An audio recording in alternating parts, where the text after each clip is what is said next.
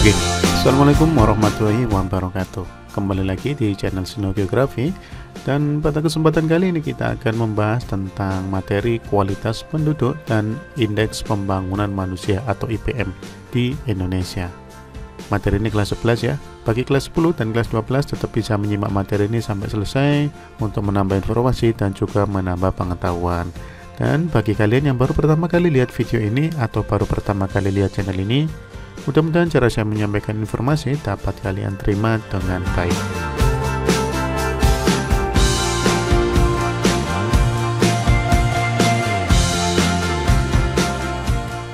Kualitas penduduk dan indeks pembangunan manusia di Indonesia. Sebelum membahas materi ini, saya ada beberapa pertanyaan untuk kalian yang sepertinya saya juga sudah tahu jawabannya apa ya, tapi tidak apa-apa ya. Yang pertama saya akan tanya dari kalian, apakah kalian ingin kaya? Sudah pasti jawabannya mayoritas kalian ingin kaya ya, walaupun ada sih beberapa orang yang tidak ingin kaya. Yang kedua, kalian ingin sehat? Jelas, kesehatan merupakan faktor yang sangat diinginkan oleh semua orang, normalnya begitu ya. Ketiga, apakah kalian ingin menjadi orang yang berpendidikan atau sekolah atau mungkin sampai kuliah ke perguruan tinggi? Jawabannya, saya yakin mayoritas dari kalian juga menjawab iya, saya ingin. Nah, tiga hal itu merupakan indikator-indikator yang digunakan untuk mencapai kualitas hidup dari seseorang. Nah, maka ketika kita membahas materi tentang kualitas penduduk, kita bisa mendefinisikan apa sih kualitas penduduk itu. Kualitas penduduk itu merupakan tingkat kehidupan penduduk yang berkaitan dengan kemampuan dalam pemenuhan kebutuhan sehari-hari seperti sandang, pangan, papan itu perumahan ya, atau rumah, kemudian kesehatan dan juga pendidikan. Nah, indikator ini atau hal seperti ini bisa kita penuhi ketika tiga hal yang kita sebutkan tadi itu ada dalam diri kita.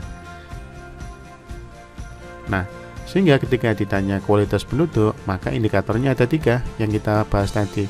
Pertama, pendidikan. Yang kedua, kesehatan. Yang ketiga, mata pencarian atau pendapatan. Lalu bagaimana kualitas tiga indikator ini yang ada di Indonesia? Kita bahas yang pertama, kualitas penduduk menurut tingkat pendidikan. Pendidikan di Indonesia dapat dikategorikan atas penduduk tidak sekolah, tidak tamat SD, tamat SMP, SMA, dan perguruan tinggi atau akademi. Semua ini adalah kelas-kelas atau tingkat pendidikan di Indonesia. Nah, tingkat pendidikan di Indonesia pun masih tergolong kurang ya, walaupun di beberapa wilayah sudah sangat maju, tapi di beberapa wilayah yang lain pendidikannya juga masih tergolong kurang. Hal ini kita bisa katakan bahwa pemerataan pendidikan di Indonesia masih tergolong kurang, baik dari Indonesia bagian barat sampai Indonesia bagian timur. Nah, kira-kira apa sih penyebabnya kurangnya kualitas pendidikan di Indonesia? Yang pertama adalah rendahnya kesadaran masyarakat akan pentingnya pendidikan. Jadi masih menganggap pendidikan itu kurang penting mungkin ya, sehingga mereka saya lebih memilih langsung bekerja atau melakukan sesuatu yang bisa menghasilkan uang, padahal pendidikan itu sangat penting. Apa pentingnya? Ya, untuk membentuk karakter. Kemudian yang kedua, untuk menemukan atau mengasah skill sehingga orang itu punya keterampilan yang baik. Penyebab rendahnya pendidikan di Indonesia yang kedua adalah belum meratanya sarana pendidikan di Indonesia. Jadi sarana pendidikannya tidak sampai tersebar ke seluruh wilayah Indonesia. Wilayah Indonesia sendiri juga sangat luas, maka diperlukan tenaga yang ekstra dalam hal pemerataan sarana pendidikan. Yang ketiga, rendahnya pendapatan masyarakat. Nah, ini menjadi faktor penting. Walaupun sekolah di Indonesia sebagian besar sudah ada yang menggratiskan, tapi kan tetap ada yang mengeluarkan biaya ya. Maka ini menjadi faktor penting juga. Masih banyak orang yang tidak punya uang kemudian tidak bisa sekolah anaknya. Maka bagi kalian yang bisa sekolah atau bahkan mungkin kalian sekolah di tempat yang favorit, maka kalian wajib bersyukur ya. Lalu bagaimana upaya pemerintah Indonesia dalam hal pendidikan ini? Yang pertama yaitu mengadakan perbaikan dan penambahan sarana dan prasarana sekolah. Jadi mulai diperbaiki. Supaya apa? Supaya semua siswa bisa merasakan proses belajar mengajar yang berkualitas. Yang kedua, memberikan beasiswa kepada siswa yang berprestasi atau memerlukan. Jadi kalau tadi ada alasan bahwa pendapatan yang kurang, tidak punya uang. Nah, kalau adanya program pemerintah seperti ini, hal itu bisa diatasi ya. Yang ketiga, menambah dan meningkatkan kualitas guru. Iya, guru menjadi faktor yang penting karena guru memegang peran utama dalam proses belajar mengajar. Guru yang baik otomatis akan menghasilkan atau menciptakan kualitas siswa yang baik. Keempat, melaksanakan program wajib belajar dan orang tua asuh. Ya, jadi kalau memang orang tuanya dirasa tidak mampu, ada orang tua asuh yang bisa memberikan santunan atau memberikan bantuan kepada siswa dalam hal pendidikan. Kelima, membangun sekolah di daerah yang kurang jumlah sekolahnya. Jadi tidak ada alasan bahwa kuota dalam sekolah itu tidak cukup atau tidak ada bangku sekolah. Semua siswa punya hak untuk sekolah, maka pembangunan sekolah di daerah-daerah yang jumlah sekolahnya kurang itu menjadi hal yang sangat penting sekali. Nah, itu untuk pendidikan di Indonesia ya. Yang kedua, kita akan membahas tentang kualitas penduduk menurut tingkat kesehatan. Ukuran tingkat kesehatan penduduk di suatu negara manapun itu dapat dilihat dari angka 1, kematian kasar, 2, angka kematian ibu hamil atau saat melahirkan, yang ketiga kematian bayi, yang keempat angka kematian menurut umur, dan angka harapan hidup. Indikator-indikator inilah yang menjadi penentu kualitas kesehatan di sebuah negara. Nah, Indonesia juga masih tergolong kurang nih. Kira-kira penyebabnya apa ya? Yang saya baca ada 3 faktor penyebab. Yang pertama yaitu faktor makanan dan gizi yang dikonsumsi. Jadi orang kalau kurang gizi ya otomatis kesehatannya kurang. Maka gizi menjadi faktor yang sangat penting. Yang kedua, kondisi lingkungan. Ya, jika kalian tinggal di sebuah lingkungan yang sangat bersih, menjaga kebersihannya, nah maka kalian wajib bersyukur dan ikut menjaga kebersihan lingkungan itu. Tapi jika lingkungan kalian ya dalam tanda kutip kurang begitu kurang bersih, maka kalian harus bisa membentengi diri untuk selalu menjaga kebersihan dimulai dari diri kalian sendiri. Yang ketiga, faktornya adalah fasilitas kesehatan dan ketersediaan tenaga medis. Bersyukurlah kalian ketika ada di daerah yang banyak sekali fasilitas kesehatannya seperti rumah sakit, klinik, ataupun tempat pemeriksaan ya, semacam klinik dokter atau tempat periksa dokter gitu, atau puskesmas, macam-macam lah ya. Nah, karena kurangnya fasilitas ini menjadikan tingkat kesehatan penduduk di Indonesia menjadi kurang. Apa upaya pemerintah? Upaya pemerintah yang pertama yaitu membangun posyandu. Posyandu itu adalah pos pelayanan terpadu. Nah, biasanya puskesmas ini bekerja sama dengan kelurahan dan warga-warga di sebuah desa. Yang kedua, menyelenggarakan penyuluhan kesehatan dan gizi. Jadi, masyarakat mulai diedukasi bahwa kesehatan dan juga gizi itu sangat penting ya. Yang ketiga, mengadakan imunisasi massal yang murah dan juga gratis. Ya, imunisasi ini untuk bayi-bayi ya atau balita sehingga tingkat kesehatan dan juga daya tahan tubuh si bayi itu menjadi lebih baik. Nah, yang paling penting itu harus gratis. Keempat, menambah jumlah dan menaikkan kualitas tenaga medis ya. Tenaga medis yang baik, tenaga medis yang berkualitas, maka akan sangat berperan penting dalam proses pertolongan terhadap pasien. Yang kelima, memperbanyak fasilitas kesehatan seperti rumah sakit, klinik, dan juga puskesmas. Ya, sarana ini menjadi faktor yang sangat penting. Terakhir, yaitu sosialisasi dan pencegahan wabah. Maka upaya penyuluhan-penyuluhan atau sosialisasi tentang adanya suatu wabah itu menjadi sangat penting. Seperti yang kita alami saat ini ya, sekarang meskipun sudah mulai masuk pembelajaran tapi masih dalam kategori pandemi. Nah, sosialisasi tentang bahaya virus corona dan upaya-upaya pencegahannya, bagaimana pola kehidupan yang sangat sehat, pola kehidupan yang bersih, nah itu disosialisasikan baik melalui media cetak maupun media elektronik. Nah, sekarang perkembangan elektronik atau IT sudah sangat baik di media sosial itu, maka ini menjadi sebuah lahan atau wadah dalam sosialisasi dan juga pencegahan sebuah wabah penyakit. Selanjutnya yaitu kualitas penduduk menurut mata pencarian atau pendapatan. Jadi mata pencarian dan pendapatan ini linear ya.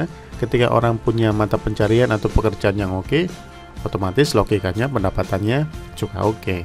Nah, secara kualitas mata pencarian atau pendapatan Indonesia ini ya masih banyak kesenjangan ya. Hal ini dilihat pertambahan penduduk Indonesia yang sangat pesat dan juga angkatan kerja semakin tinggi juga. Dampaknya apa? Dampaknya semakin ketatnya persaingan tenaga kerja. Tahun ini melamar pekerjaan tapi tidak mendapatkan pekerjaan, besoknya atau tahun depannya sudah ada angkatan baru yang bertambah lagi, sehingga selalu bersaing dan bersaing. Otomatis banyak sekali timbul pengangguran. Nah, maka dari itu peningkatan skill menjadi faktor yang sangat penting untuk kalian, nak, supaya tidak ikut bersaing di dalam dunia dalam pencarian kerja. Akan lebih baik lagi kalau kalian justru malah bisa membuka lapangan pekerjaan.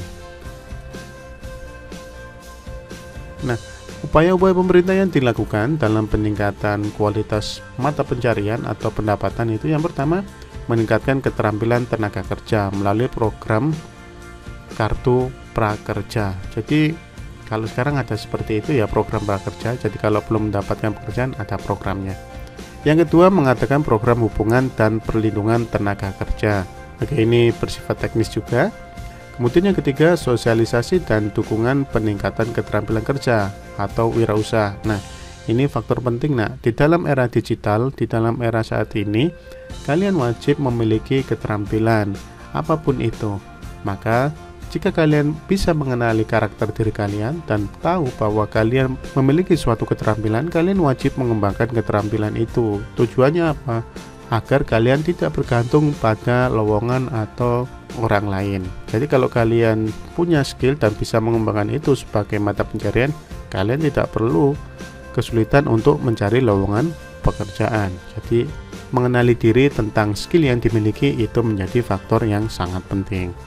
Terakhir yaitu meningkatkan penyaluran, penyebaran, dan pemanfaatan tenaga kerja, program penggunaan dan penyebaran tenaga kerja atau PPTK. Termasuk juga membuka bursa tenaga kerja supaya bisa menyalurkan antara pencari pekerjaan dan yang mencari pekerja.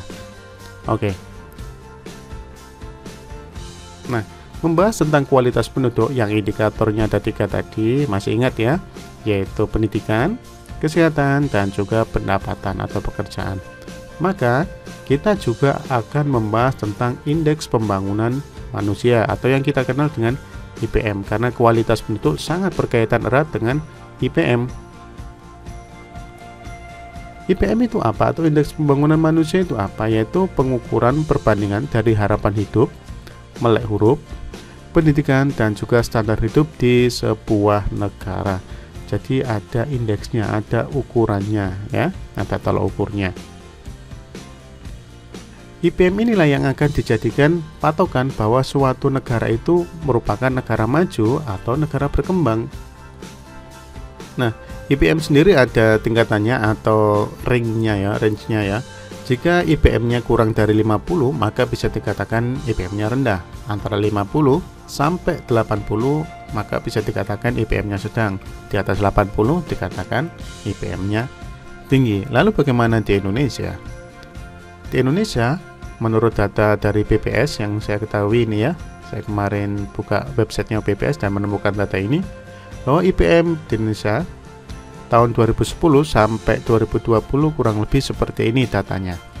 Jadi tahun 2010 angkanya 66,53. Terakhir sampai tahun 2020 dari data ini yaitu 71,94. Artinya memang terus mengalami peningkatan. Jadi ketika melihat data ini kita bisa katakan bahwa IPM atau indeks pembangunan manusia di Indonesia itu mengalami peningkatan. Jadi walaupun hanya sedikit-sedikit secara persentase, tapi itu tetap mengalami peningkatan ya. Terakhir 2020 71,94 sumbernya BPS. Nah, di mana saja IPM atau wilayah ini yang mendukung IPM atau peningkatan IPM ya? Ada beberapa wilayah. Kalau kita lihat peta ini, di mana ketika atau warna merah itu IPM-nya rendah, ini sedang, 70 sampai 80 ini dikatakan tinggi, kemudian yang sangat tinggi biru gelap ini ya. Nah, kalau tadi indikatornya ada 3 ya, kalau menurut BPS ini ada 4 indikator. Maka di wilayah Indonesia, di sebagian besar Sumatera, itu IPM-nya sudah tergolong tinggi, walaupun tidak sangat tinggi. Di bagian sini aja yang tergolong sedang. Kalimantan juga hampir seluruhnya IPM-nya tinggi. Di Jawa, nah ini hampir keseluruhan tinggi ya. Nusa Tenggara masih tergolong sedang, sebagian Sulawesi, separuhnya ini sudah masuk dalam kategori tinggi. Dan di wilayah timur Indonesia, mulai dari Maluku sampai ke Papua ini masih tergolong sedang. Tapi kalau melihat warnanya, tidak ada yang rendah ya. Tapi ini secara general saja ya, sampai tahun 2020. Nah, bagaimana dengan tahun 2021? Menurut data yang saya baca dari BPS, bahwa tadi di tahun 2020 IPM-nya adalah 71,94.